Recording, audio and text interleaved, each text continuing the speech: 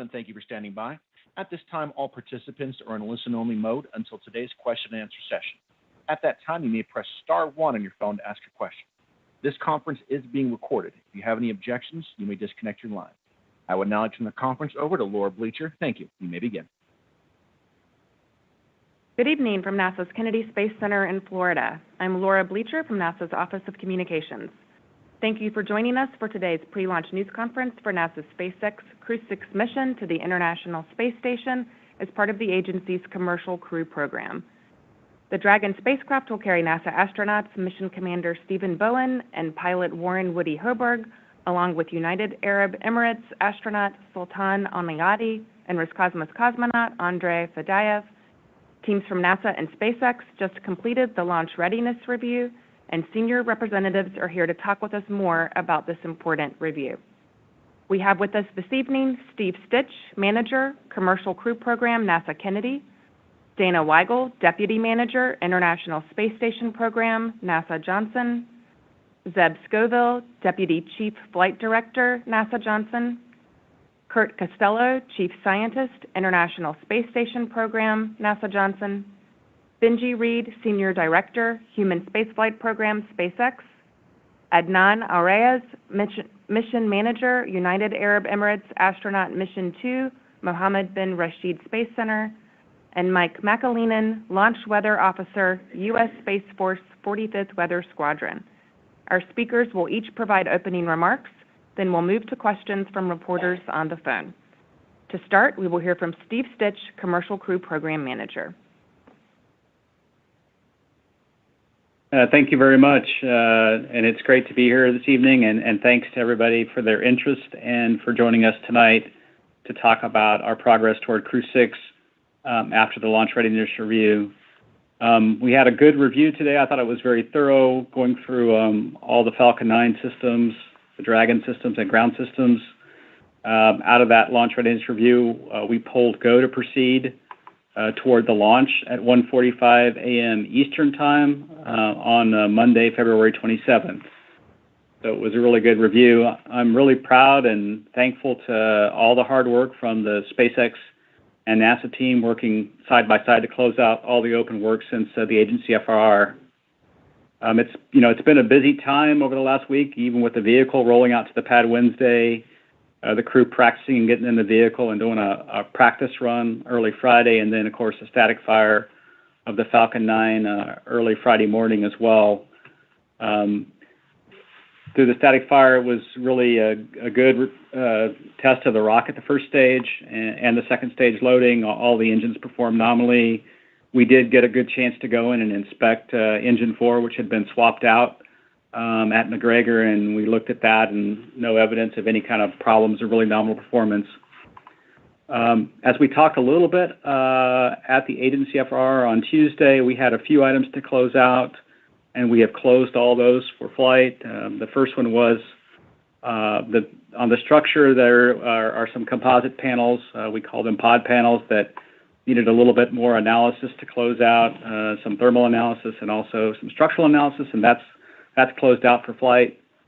On the Falcon 9, SpaceX did a great job of running some additional testing on a composite overwrap pressure vessel, one bottle in the LOX tank in particular that had a little bit of blending on the liner.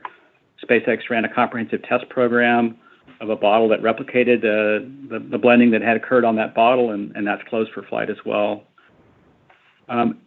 As part of static fire, we were able to look at our 1078 booster and compare it to a 12th flight Starlink booster that had some evidence of combustion in one of the engine bays. And we feel like we've got good separation from that event on that flight. The static fire showed that the engine bays were very nominal. All the engines performed very well. No signs of any off-nominal performance or anything from the static fire. So we cleared that for flight as well. Overall, our booster looks really good, and we're excited to progress toward flight. This evening, we are in the process of loading the final cargo for the flight, and I know Benji will talk a little bit more about the hardware. If we launch on time, we would dock early Tuesday morning at about 2:38 a.m. Eastern time would be the docking time. And, right now, Mike will tell you a little bit more about the weather, but it's looking really good. If we launch and dock, the Crew-5 return would be no earlier than March the 6th, pending weather, to allow the handover time between the Crew-5 and Crew-6 crews. Overall, I'd like to thank the NASA, the SpaceX, and the international partner teams for such a great job in getting through all the work this week and getting through the LRR. It's an exciting time frame, and we're looking forward to a good launch on Monday morning. And with that, I'll turn it over to Dana Weigel, the Deputy Program Manager for the International Space Station Program. Thank you, Steve, and thank you guys for tuning in this evening. As Steve said, we had a good launch readiness review, and we're on track for the 227 launch. This morning, I had a chance to talk to the crew. They're doing great. Spirits are high, and they are ready to go. On board Space Station, things are also going well, and the team is excited and ready to support the upcoming launch. When Crew-6 arrives, it will dock to the zenith or space-facing port of our Harmony module around 2:30 Eastern on Tuesday. After the 5-day handover period, which is the typical duration for a handover, Crew-5 will undock. That's currently planned for March 6th. Crew-6 will then spend about 6 months on board station, and they'll complete hundreds of important science investigations during their mission. On board Space Station, about a week ago, last Friday, the Progress undocked. That freed up our MRM-2 port for the uncrewed Soyuz 69S. That Soyuz spacecraft launched on Thursday, February 23rd, and earlier this evening, it docked around 7:58 p.m. Eastern Time. Because there were so many activities ongoing over with Roscosmos in their control center, they were not able to join us today for this briefing. Let's see, following Crew-5 departure, we have a number of cargo vehicles and crewed missions planned throughout the spring and early summer. In mid-March, we'll have the SpaceX 27 cargo mission. Then in April, we'll have the Northrop Grumman 19 cargo mission. Mid to late April, we'll see the Boeing crewed flight test. And then in May, the Axiom 2 private astronaut mission. We're really proud of the entire team for all the hard work they've done to get us to this point and to get Crew-6 ready to fly and to get Space Station ready to receive Crew-6.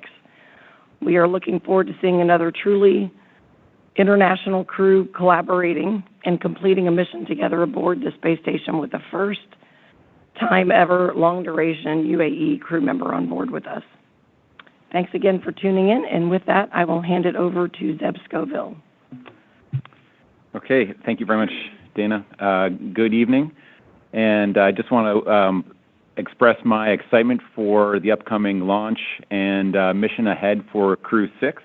I talked to the crew after they arrived on Tuesday. They're in great spirits, and they are very much ready to go. After arriving, they've had some time in crew quarters and then participated in a dry dress Thursday night into Friday morning. During that, they got a chance to go through all of their dress rehearsal for the pre-launch activities, got to get strapped into the great Crew Dragon Endeavor, and go through the pre-flight checks involving lead checks, and those were all extremely successful. The crew spent the day today doing some routine medical checks and final briefings with management. Then tomorrow they'll be waking up around 9:30 in the morning, having some time with family, and enjoying a good lunch of butter lemon chicken before getting a little bit of rest, and waking up and getting ready to go into space. So the procedures are ready to go. The flight control team is ready to go. The weather is looking great, as Steve mentioned, for an early Monday morning launch.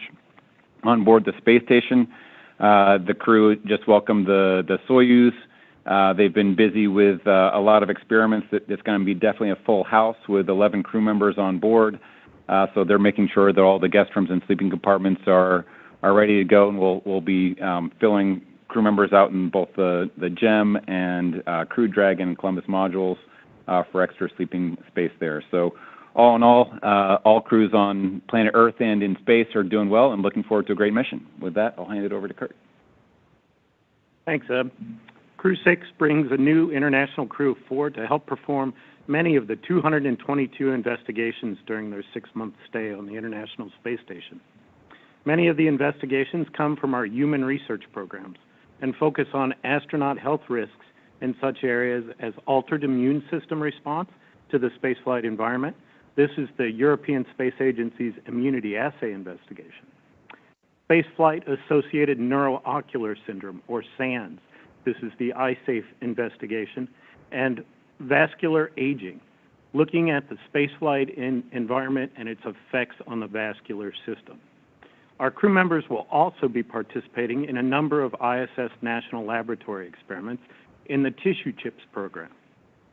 This program, sponsored by the National Institutes of Health, National Center for Advancing Translational Science, will be represented by Cardinal Heart 2 from Stanford University and Engineered Heart Tissues 2 from Johns Hopkins University.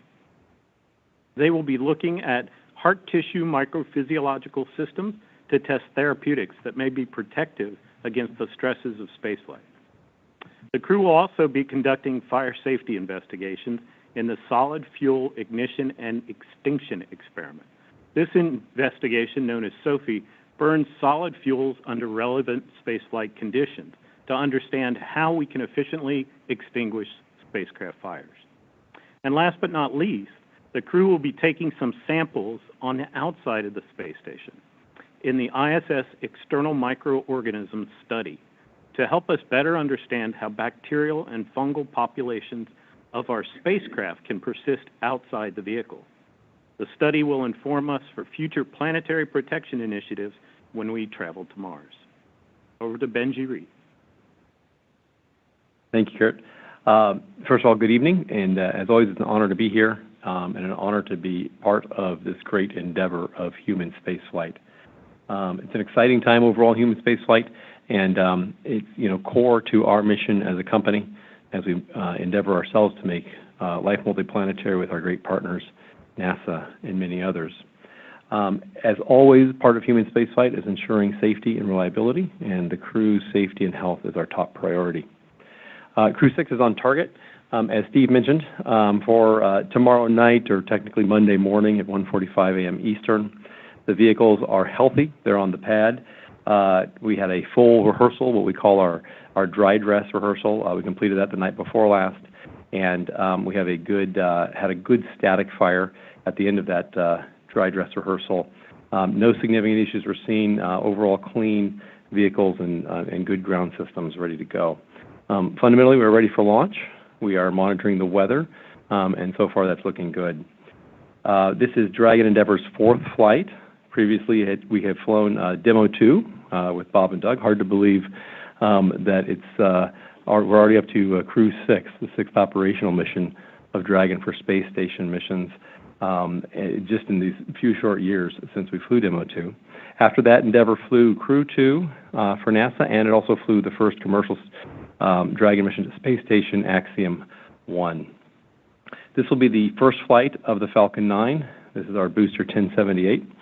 And as I think everybody knows, the Commander Stephen Bowen, we're looking forward to flying him, and 4 new folks who have never flown before in general, nor on a Dragon, Woody and Andre and Sultan. It's an honor always to be able to fly another cosmonaut, and for the first time to fly a UAE partner. We will work closely, as always, with NASA, within our internal teams, and with all of our partners, and we will not fly until we're ready. We won't fly until the hardware is ready. We've done multiple reviews and tests. We'll continue to listen to the data and listen to the hardware and ensure that we're ready to fly these great folks and bring them home to their families when it's time. I want to thank, with a very sincere heart, NASA for all these years of a great partnership, Roscosmos, the Mohammed bin Rashid Space Center, and of course Space Launch Delta 45. Your trust and partnership and close collaboration is everything. It allows us to do what we do. And a big thank you to all of the families of our partner teams and also our own teams for all of the dedication that they provide as well. Next up is Adnan AlRais of the UAE Mohammed bin Rashid Space Center. Thank you very much, Benji. First of all, I'd like to take this opportunity to thank our colleagues at NASA, SpaceX, and all team members for their great efforts and hard work to successfully complete the Launch Readiness Review for the Crew-6 and progressing us to the very exciting launch phase. The Crew-6 mission includes the UAE astronaut Sultan Niadi flying for the first time. It will be also the first long-duration mission as part of the UAE Astronauts program. We met today with Sultan. He's very excited, ready, and grateful for the opportunity to represent the UAE in this mission. This utilization plan has been developed in cooperation with our colleagues at NASA and ISS partner. It includes over 19 scientific experiments and many STEM activities and live interactions with the students. Finally, I would like to thank the team at Mohammed Space Center for the dedication and hard work supporting all aspects of the mission. By that, I'll hand it over to Mike. Hey, well, good evening also. Yes, weather is lining up to be a pretty good attempt for early Monday morning. The launch weather will be continue to be great. We have big high pressure sitting over the Bahamas and Florida, keeping all the unsettled weather you might be hearing about the rest of the country at bay. And so that's going to kind of ridge up over the ascent corridor and calm things down a bit and have a real good opportunity to get everything lined up for that T0. Our current probability of violation for any kind of a launch commit criteria is really less than 5%, just a cumulus cloud, maybe drifting over at the wrong time, but very unlikely. We're really kind of watching the ascent corridor. Winds have started to drop off in that area, and that's good. And so that's really kind of the main item we'll be paying attention to. On a backup day, although the weather stays great here on the Cape and in Central Florida, that big low-pressure system is going to be moving off the coast of maybe a Delmarva area and really kind of strengthen the winds and waves in the ascent corridor. So although the weather here looks pretty good, maybe only 10% chance of violation, with mostly getting a little bit of a wind, I think that very high risk of violating the ascent corridor criteria. So again, it's all lining up for the first attempt early Monday morning. That's what's looking good, and I think we got a really good chance of everything lining up. That's all I have. Back to you, Laura. Thanks, all. We'll now move into the question and answer portion of our teleconference. As a reminder, please use *1 to enter into the question queue. When called upon, please state to whom you're addressing your question, and please limit to one question at a time so that we can get through as many as possible. Our first question is from Stephen Clark, Spaceflight Now. Hi, thanks for taking my question. I think this is probably for Benji Reed, maybe Steve Stich as well, but curious about the Engine Bay Combustion, evidence of combustion from a recent Starlink flight. All right, we will move on to Robert Perlman, Collect Space.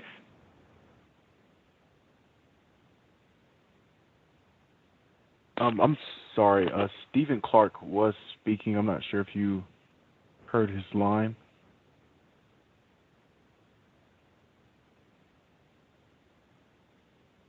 Hello, can you hear me?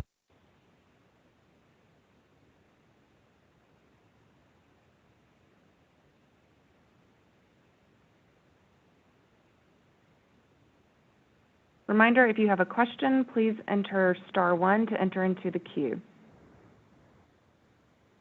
Yes, can you hear me? This is the operator.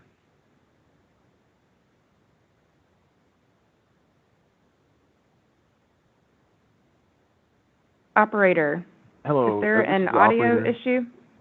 Can you hear me? I'm sorry, can you hear me? Okay, Operator, we cannot hear you nor any of the questions.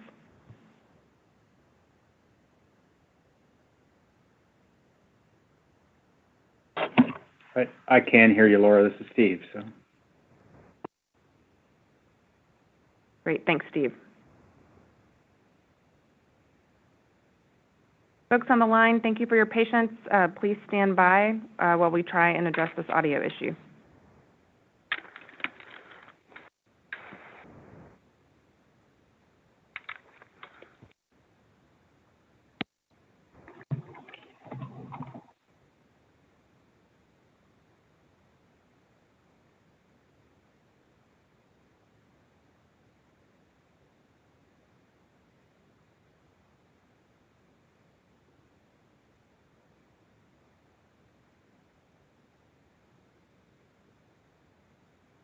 Hello, this is the operator. Are you able to hear me now?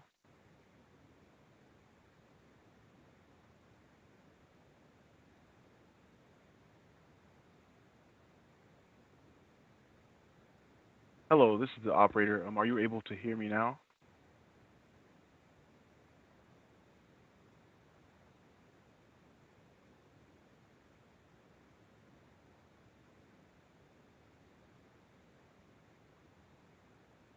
Hello, this is the operator. Are you able to hear me now? Yes, we can hear you now. All right, so we will try again. Robert Perlman, if you are there, we will take your question. Okay. Can you hear me? Yes, we can. Thank you. Okay. And Stephen Clark was there as well. He was asking, and we could hear him. I guess you couldn't. But just to go, I guess this question's for Benji. We saw during the launch rehearsal that there's a new set of crew transport vehicles, Teslas, to take the crew out to the pad. Was there a reason for the change, and are they outfitted differently than the earlier cars? And what became of the cars that drove Demo 2 through Crew 5 out to the pad? No, that's a good catch. I'm impressed with the question. We're increasing the fleet. We swapped out the vehicles. Bottom line is that, we've got lots of launches that we're planning to do, and we're looking to fly lots more Dragons. So our ability to transport crew to the pad, we always want to have a good fleet of vehicles for that as well. Thank you. Our next question will be from Stephen Clark, Spaceflight Now. Hi, thanks for taking my question. I think this is probably for Benji or perhaps Steve Stich, since he brought it up at the front of the briefing. Curious about the evidence of engine bay combustion on the recent Starlink flight. What did you see when you recovered the booster that gave you that indication? Was there a fire or engine failure of any kind, or is this just something where you saw something that you haven't seen before and you wanted to look at it?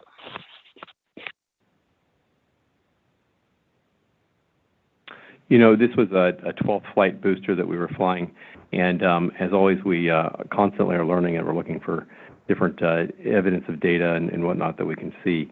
And in this case, we noticed that there had been a combustion event where we didn't want it to happen, and we assessed that and did a lot of work with our team and jointly with NASA to ensure separation between that event and the first flight booster that we're flying now with the crew members. And we feel very confident that there is separation, that we shouldn't see that kind of event on the crew vehicle.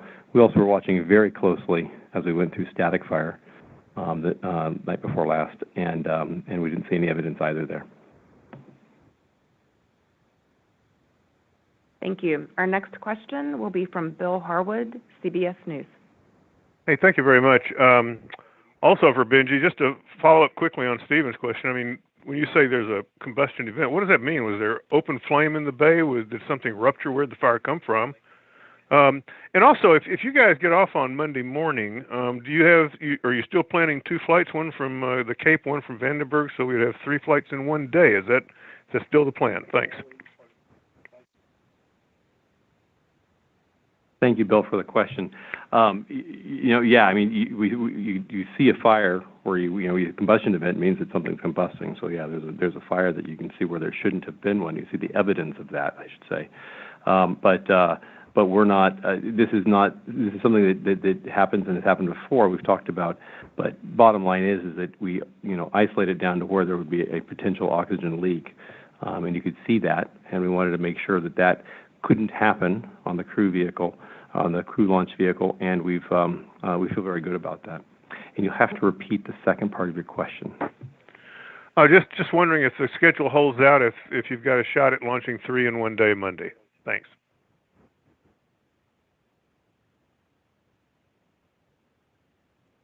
Yeah, no, we've been looking at our launch rate over the last. We hit our 60 flight target last year, and we're aiming for 100 flights this year. And in order to do that, we have to be able to have multiple operations in flow at the same time.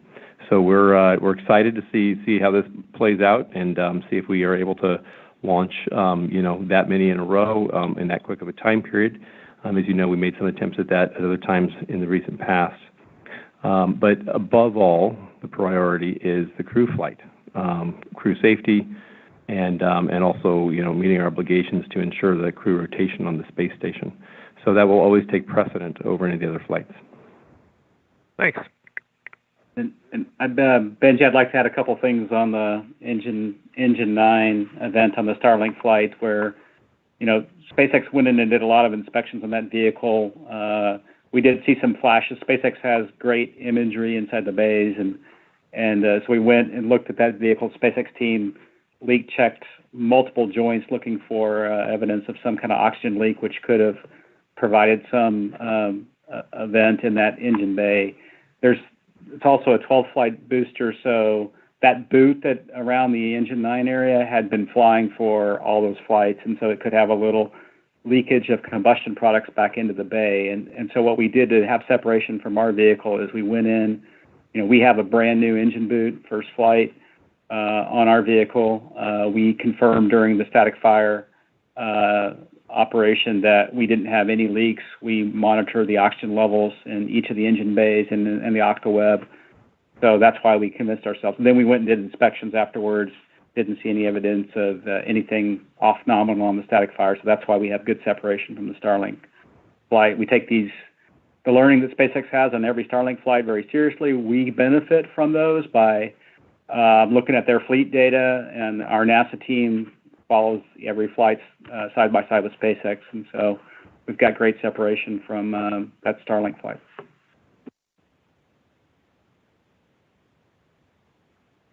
It looks like we have one more question in the queue. As a reminder, if you would like to get into the queue, please press *1. Next, we will hear from Marcia Smith, spacepolicyonline.com. Thanks so much. I actually have two questions, if I'm allowed. One is, the briefing was delayed for 45 minutes. Was there something that came up during the readiness review that you had to deliberate on longer than you expected? And a separate question, I think, to Dana. So you have an intense schedule ahead of you, and I'm just wondering how all of these comings and goings and everything affect the ability to do research, because you must have to have some quiet time on space station to do some of these experiments.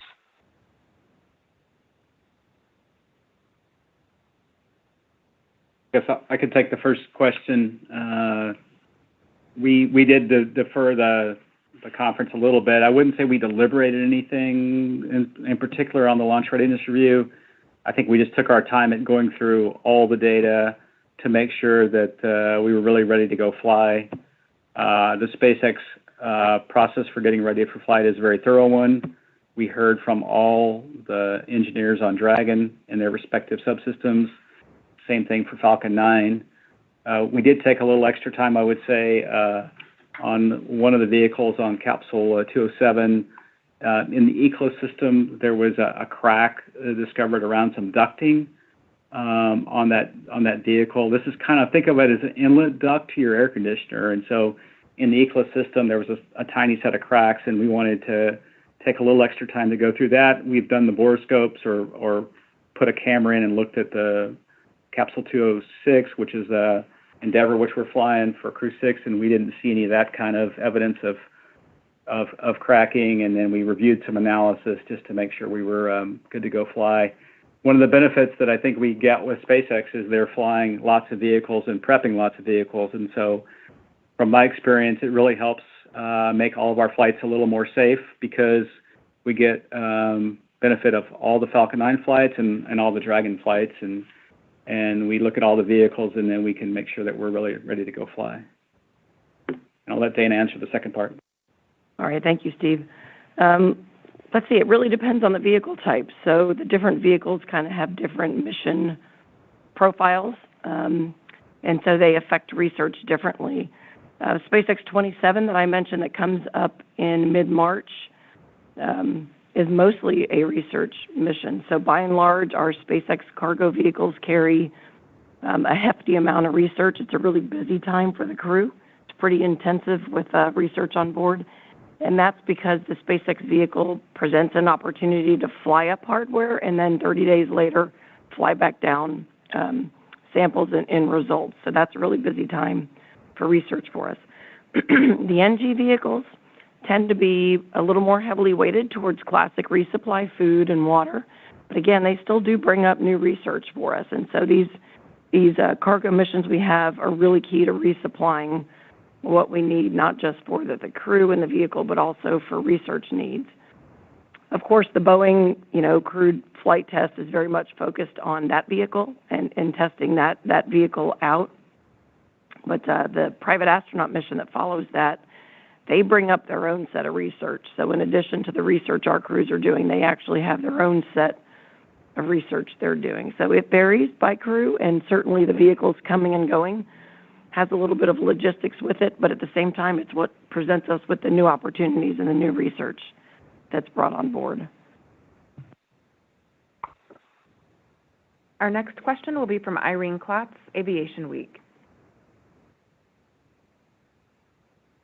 Thanks very much. I have two questions, and I'd like to ask them separate, if that's okay. The first pair is for Dana. I just wanted to know if NASA is content with the Roscosmos explanation of the MS-22 and Progress MS-21 spacecraft damage causes due to external events, and if NASA's requested any additional inspections or any additional shielding or any other measures before additional missions would be flown.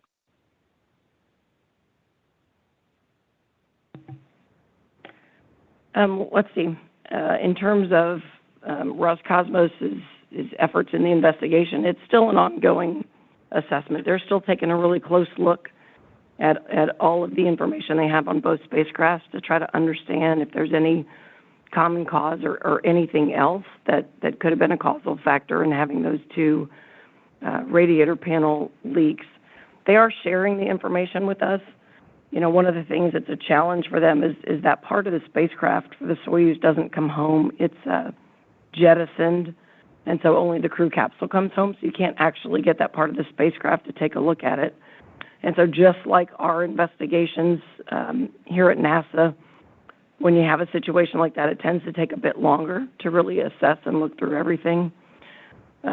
I will tell you that for the spacecraft that just flew and docked this evening, the Soyuz, they did take another look at it. They inspected it. They looked at the radiators, the solar rays, so they couldn't find anything at all anomalous, but that doesn't mean they're done investigating. So they'll continue looking at it, and they'll share with us as they go along the way. Thanks, Dana. The other questions are for Benji. Can you just provide a little detail about what caused that combustion event? And if I just want to make sure I'm not making an assumption when you say that there's separation between that and the new booster for Crew-6. What exactly do you mean by that? Sure, no, and that's fair. And I think Steve Stich actually gave a pretty good answer as well, right? I mean, the bottom line is that, there are goods, pieces of the vehicle that are very different when you're going from a 12th flight booster to an early flight booster. Like in this case, the Crew-6 is a first flight booster. So, we've inspected the boots on the Crew-6 vehicle, the protective boots, and we think that that's part of the cause of what happened on the fire that we saw on the Starlink booster, the 12th flight booster there. And really, what happens is when you have a combustion event, you've got some oxygen that's leaked, and you see, a flash of something, and you go, okay, what is that? How did that happen? Where did it come from? So you use all the data that you have, whether it's video or whatever else, and you get in there and you figure out where, to the best of your ability, where it came from. And then when you're trying to do separation, you look across your entire fleet, you go and you look, okay, do I have any potential for that kind of leak in those other areas and those other boosters? Do I see it when I'm doing all the testing? You got to recall that we do a lot of testing of these boosters, particularly on this crew vehicle that we just did the static fire on. So then we look at that and make sure that we're not seeing the same data traces. We don't see anything in the video the same. We closely inspect all of the engines and all of their boots and all of their different parts, and make sure that it's really good to go. So that's hopefully that it provides you with a more thorough answer. Thank you. Thank you. Our next question will be from Micah Maidenberg, Wall Street Journal. Hey there. Hey, Benji, I was wondering, how many Falcon 9 boosters does SpaceX have available for missions right now? And does that number increase by the end of the year, given the flight rate kind of goal the company has set? Thanks. So that's a great question that I actually don't know the answer to, although it might get whispered at me here in just a minute. But it's a good question. I can tell you that we have, the vehicle, our Falcon 9 vehicle has launched, 204 times successfully. We've landed it 162 times. And we have had 140 reflights of rockets of the Falcon 9. So that's pretty exciting. And this year already we've done 12 launches. But the number of available in the fleet, I can't tell you off the top of my head. Thanks. Next up, we have Bill Harwood, CBS News. Yeah, just a quick nuts and bolts question for Steve Stich. If the weather doesn't cooperate or some other problem comes up and you don't get off Monday or Tuesday, what are your options past Tuesday? Are you down till March 2nd or something like that? I'm just curious. Thanks. Yeah, let's see. Good question, Bill. Let's see. From a launch availability standpoint and a rendezvous perspective, we do have the 28th as an opportunity. That opportunity, the weather is not looking good at all for that particular opportunity. And then after that, we would stand down on March the 1st from trajectory perspective. That is just a really long rendezvous, which we would go execute that, and then we pick up another set of 3 good days on March the 2nd, 3rd, and 4th. So hopefully we'll get off as planned on Monday, but we have some options, and then we'll watch the weather. As you start to get out toward the latter part of next week, it's a little hard to forecast the weather. So thanks a lot. Appreciate it. Our next question is from Ken Kramer, Space Up Close. Hey, thanks for doing this and taking my question. I would just like to go back to the Soyuz, maybe for Dana Weigel. Can you just remind us, has Roscosmos made any changes to that Soyuz that just launched? And are they planning any changes, any upgrades? Thanks. As a result of the coolant leak. Thank you. Yeah, they have not made any changes to the Soyuz that just launched. And specifically as it relates to the radiator panel area, they've not made any changes. So they have gone back and looked at that, and there have been no changes to it. In terms of what they might elect to do in the future, I think that depends on the outcome of their investigation and if they learn anything. So I think that's still work in front of us. Thank you. Our next question is from Stephen Clark, Spaceflight Now. Hey, thanks for taking my question another round. I think this is for Benji Reed as well. And sorry to harp on the engine combustion thing, but just to clarify, this fire didn't result in an early engine shutdown, did it? Or did it shut down early? Was there any issue there? And have you seen any evidence of anything like this within any of your other fleet-leading, most flown boosters? Thanks. So no, it did not cause an issue during the engine's operation. This was just something that we observed, and then of course wanted to run it to ground and make sure that we were safe across the fleet, and especially safe for astronauts. I'm trying to think back now if we've seen anything like this. I mean, I think there's been something similar in the past, but I'll be honest, at the top of my head right now at this hour of night, I'm not recalling well, so I don't want to fumble that. But nothing significant, like, as we move through these, high count boosters, it's pretty exciting actually, that we can, be able to fly boosters so many times. It's a very, rigorous environment. It's a tough environment to go through for a piece of hardware, and rockets are one of the most complicated and advanced machines in the world, built by humans. And so it's incredible to see these vehicles in their complexity go through these kinds of environments, both for launch, and of course these rockets come back through and go through reentry and landing. So I'm always very excited to watch as we push the boundary on these flight counts. But we do it very carefully. We do it, again, looking at all the data and trying to understand it and how it applies back to the fleet. And I think it's a really key point, too. Like, we don't look at this issue, as we call it, the combustion event, or this, the fire that we saw. This isn't a bad thing, per se, right? It's a learning opportunity. It's what lets us ensure that we can fly Crew safer. It's what it lets us ensure that we can fly all of our payloads safer and go to that, take it to that next limit, and hopefully hit our 100 flights this year. So it really is a good thing, and we're careful about how we do it and how we learn these lessons, but we definitely apply them back to the rest of the fleet. And I would add one thing to what Benji said relative to our flights for Crew. We are certified for only 5 flights, and we've flown a couple of boosters on a second flight and 1 fourth flight. And so what we have done on the NASA side is sort of step back and stay away from the high flight rate boosters from a Crew perspective. And then I would also say from a Crew booster perspective, there's additional inspections, additional refurbishments on things like engine boots that happen on our vehicles that don't always happen on a Starlink flight. And so I think we have good separation for lots of different reasons.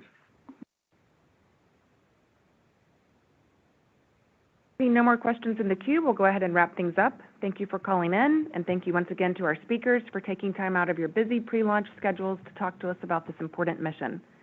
NASA TV coverage for Crew-6 begins Sunday, February 26th at 10:15 p.m. Eastern Standard Time, with liftoff scheduled for Monday, February 27th at 1:45 a.m. Stay tuned to nasa.gov for launch updates.